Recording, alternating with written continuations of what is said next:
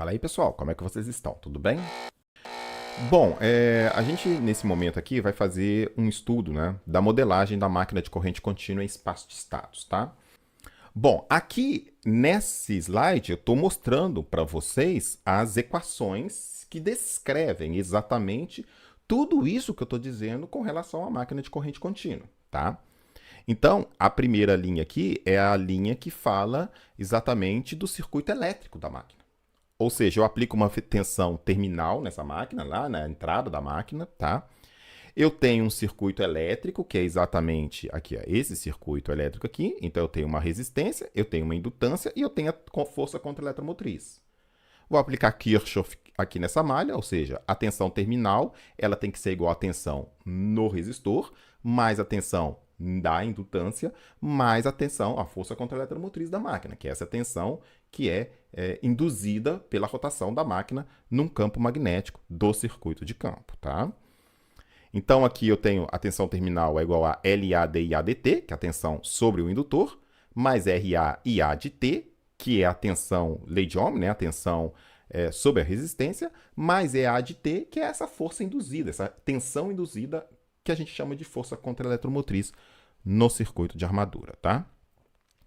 Como a gente disse, esse EA de T ele é proporcional à velocidade da máquina por meio de uma constante, KE, que é basicamente uma constante construtiva, é como que você constrói a sua máquina, como que você coloca os polos magnéticos, o número de bobinas que você coloca, como que você enrola, tá? Ele vai dar basicamente esse valor de KE, e esse KE multiplicado pelo ômega vai dar a tensão induzida à força contra-eletromotriz.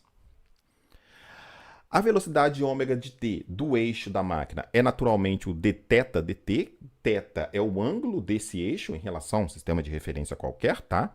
Então, a velocidade angular do eixo da máquina ele vai ser a derivada da posição angular da máquina. E aí eu tenho essa outra equação, que é a equação mecânica da máquina, tá?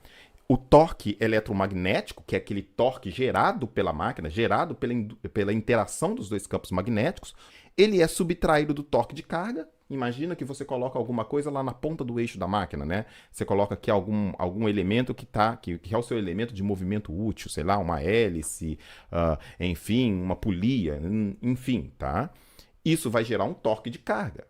Ou seja, desse torque eletromagnético que é gerado, parte dele é consumido exatamente pela carga que você coloca no eixo. E o restante desse torque ele é utilizado para fazer o próprio eixo girar, tá? Então, o torque eletromagnético ele tem que vencer o torque de carga, ele tem que vencer o momento de inércia da máquina, ou seja, J é igual a d ômega dt, J, momento de inércia, d ômega dt, a aceleração angular daquele eixo, tá? Mais um b ômega, esse é o termo que a gente costuma colocar exatamente pela presença dos rolamentos, aquela questão toda, ou seja, aquela coisa viscosa do rolamento, né, do movimento do rolamento no eixo ali, tá? Que a gente modela como sendo uma constante b vezes o ômega de t, né, que é a velocidade angular do eixo. E como a gente disse, o torque eletromagnético ele é proporcional à corrente de armadura. Quanto maior a corrente, maior o torque eletromagnético, o torque total, o torque antes de ter sido descontados esses torques parasitas que existem, tá? Então, esse torque eletromagnético ele é proporcional à corrente de armadura por uma constante Kt, que novamente depende de aspectos construtivos da máquina. Como que você constrói a máquina de corrente contínua, tá? Então, essas equações aqui, elas definem para mim um modelo matemático de como que uma máquina de corrente contínua funciona. Tá? E o nosso interesse aqui agora é, bom, aqui eu já tenho duas equações diferenciais, né? A equação diferencial aqui do circuito de armadura e da parte mecânica. E o nosso interesse aqui agora é como é que eu faço para colocar isso numa representação em espaço de estados. Tá? No nosso caso aqui da máquina de corrente contínua, eu tenho dois fenômenos bem claros, um fenômeno elétrico e um fenômeno mecânico. Então, o ideal é que essas variáveis expressem bem esses dois fenômenos. Tá legal? Outro detalhe que a gente tem aqui, naturalmente, o meu modelo de uma máquina de corrente contínua é uma equação diferencial de segunda ordem. Poxa, professor, só estou vendo derivada primeira ali. Não, tá certo. Mas você tem que ver que tem uma derivada primeira aplicada a uma variável e uma outra derivada primeira aplicada a outra variável. E essas duas variáveis, elas se interconectam. Note que a corrente no circuito de armadura depende do EA, que depende da velocidade. E o torque eletromagnético, ou melhor, né, a velocidade da máquina depende do torque eletromagnético, que depende do IA, da corrente de armadura. Então, esses dois fenômenos, eles estão interconectados por essas variáveis. A velocidade da máquina, a corrente de armadura. Isso já começa a dar uma ideia para a gente como que a gente faz para escolher, por exemplo, uma representação em espaço de estados, ou melhor, as variáveis de estado que eu vou usar nesse caso aqui, tá?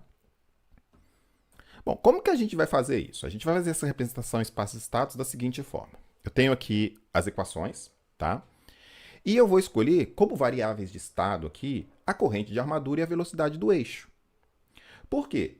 Bom, já deve ter ficado um pouco claro para vocês que o meu interesse aqui é tentar encontrar duas variáveis que elas são interconectadas, tá? Mas elas não são mutuamente dependentes, ou seja, uma não é a multiplicação, não é uma coisa algébrica da outra, são duas variáveis mesmo que têm a sua derivada aplicada a cada uma delas, que elas se interconectam e que elas sozinhas elas conseguem explicar o comportamento da máquina. Então, como eu tenho um comportamento mecânico e eu tenho um comportamento elétrico, o interessante é pegar uma variável elétrica e uma variável mecânica. E no nosso caso aqui, dadas as equações que a gente tem, a corrente da armadura e a velocidade da máquina são duas excelentes candidatas para isso, tá? Então, a gente vai escolher aqui como variáveis de estado a corrente de armadura IA e a velocidade do eixo ômega, tá? Além disso, a minha máquina ela tem como entradas duas variáveis. Uma é a tensão terminal que eu coloco na máquina, ou seja, aquela tensão que eu coloco para fazer a máquina girar. E outro é o torque de carga. O torque de carga é uma entrada no meu sistema, que vai depender, obviamente, da carga que eu coloco na minha máquina, tá? E como saída, ou seja, a variável que eu quero medir na saída dessa máquina, eu posso escolher qualquer variável. E eu vou escolher, no meu caso, a velocidade do eixo, ômega, que é basicamente aquela variável que a gente quer mesmo ver na máquina, né? Qual que é a velocidade com que o eixo gira. Então, eu vou usar essa variável como saída. Bom, aqui basicamente o que a gente fez? A gente fez o nosso intento, tá? A gente pegou essas 5 equações que estão aqui, e eu estou escrevendo a derivada da corrente em relação à corrente, em relação inicialmente aqui ao EA de t, né? Então aqui simplesmente eu estou isolando DIA dt. Aqui eu estou isolando d ômega dt, tá legal? E aqui eu estou mantendo o EA de t, né? E o T eletromagnético, tá? O torque eletromagnético. Agora o que eu vou fazer? Eu vou pegar esse EA de t que está aqui, vou substituir aqui. Vou pegar esse torque eletromagnético que está aqui, vou substituir por Ktal vezes IA. Exatamente para eu ter essas duas primeiras expressões aqui apenas em função das variáveis de estado e das entradas do sistema, que são a tensão terminal e o torque de carga da máquina, tá? Então é exatamente isso que eu faço nesse passo. Né? Estou mostrando aqui exatamente o que eu estou fazendo, a equação, o sistema de equações anteriores e o próximo sistema de equações em que eu substituí o EA e o torque eletromagnético por meio das equações que eu tinha. Aí eu chego nessas expressões aqui, tá? A derivada da corrente da máquina em função da corrente da máquina, da velocidade e da tensão terminal, e a derivada da velocidade da máquina em função da corrente da máquina, da velocidade da máquina e do torque de carga, tá? E finalmente eu só escolhi uma última equação aqui, que é a equação de saída, y de t igual a ômega de t, que é a variável que eu quero medir, é a variável que eu quero ter na saída. O que falta fazer aqui é colocar isso na forma matricial. Mas aqui a representação já está em espaço de estados. Ou seja, já tem as variáveis de estado e eu já sei como que essas variáveis de estado vão evoluir ao longo do tempo, por meio dessas duas relações aqui de primeira ordem. Tá? Então, a única coisa que falta agora é colocar isso na forma matricial. Como que a gente faz isso? A gente cria um vetor com a derivada das variáveis de estado, um vetor com as próprias variáveis de estado, um vetor com as variáveis de entrada, né?